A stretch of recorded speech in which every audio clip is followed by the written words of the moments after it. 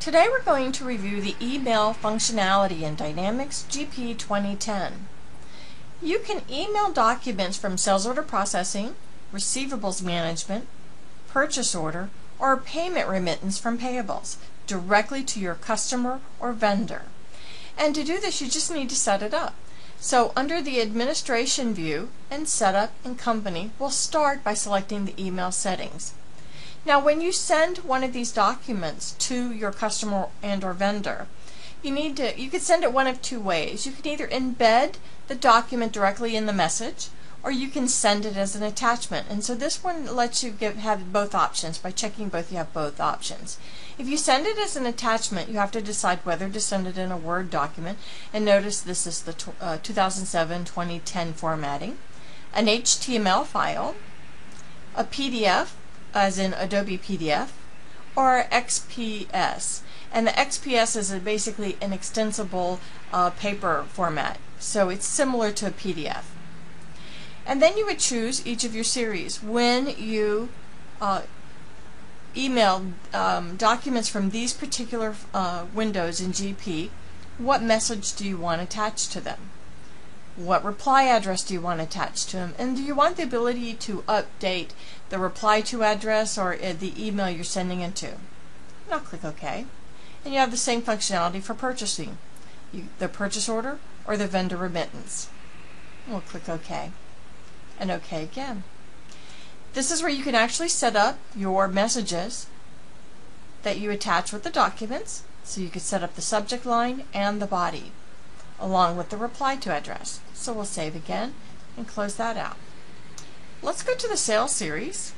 I'm going to pull up an invoice in sales order processing.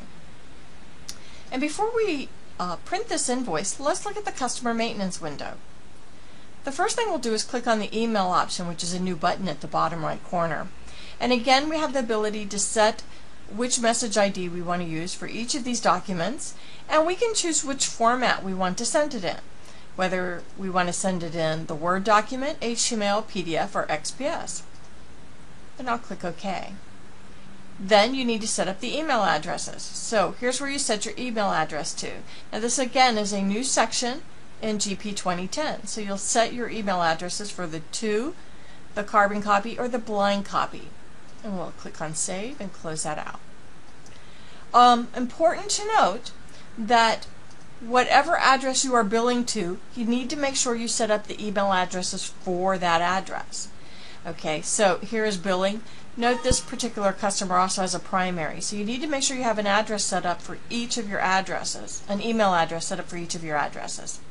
So I'll click on Print, and I'll choose to print my invoice, and instead of printing it, I'm going to choose to send the document in email format, which again is a new feature.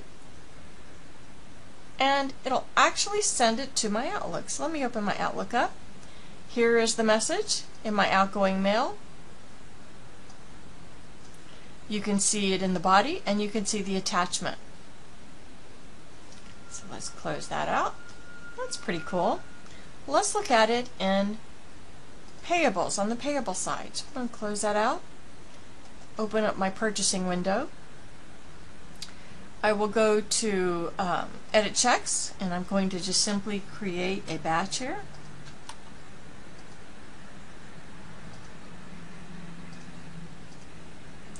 And I'll select a vendor.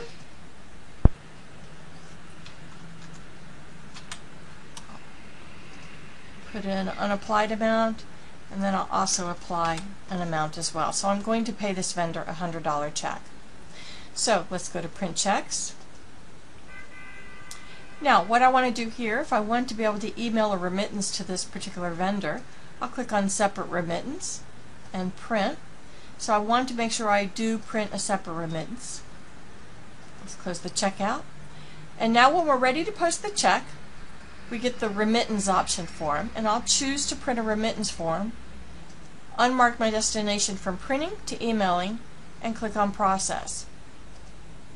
I'll put my exception report to the screen, and let's open up Outlook again. And now I have a remittance. And this time I chose to embed it in the email as opposed to put it to an attachment. So this is great if you're using EFT payments. It's a must for that, so that the vendor will be alert that you're sending the document. And it's also a great way to just let your customer know that, hey, I've got a check in the works for you. And look for the check coming in the mail. Hope this helps.